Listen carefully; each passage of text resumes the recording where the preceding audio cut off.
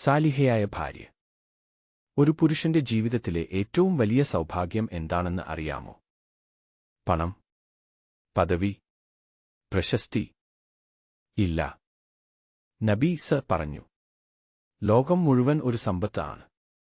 അതിൽ ഏറ്റവും മികച്ച സമ്പത്ത് ഒരു സാലിഹയായ ഭാര്യ. മനോഹരത്വം മുഖത്ത് മാത്രം ആണോ? അല്ല.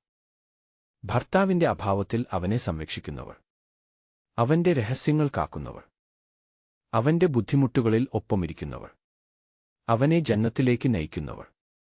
അവളാണ് ഏറ്റവും മനോഹരമായ ഭാര്യ.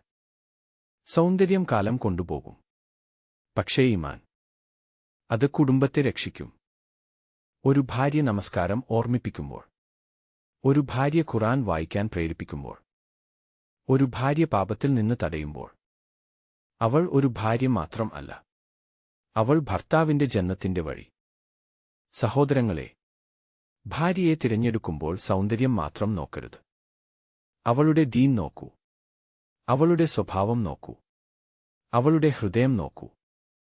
കാരണം നിന്റെ ജീവിതത്തിലെ സമാധാനം അവളുടെ കൈകളിലാണ്. സഹോദരിമാരെ, മനോഹരമാകാൻ കണ്ണാടി മതിയല്ല, ദീൻ മതിയാകും.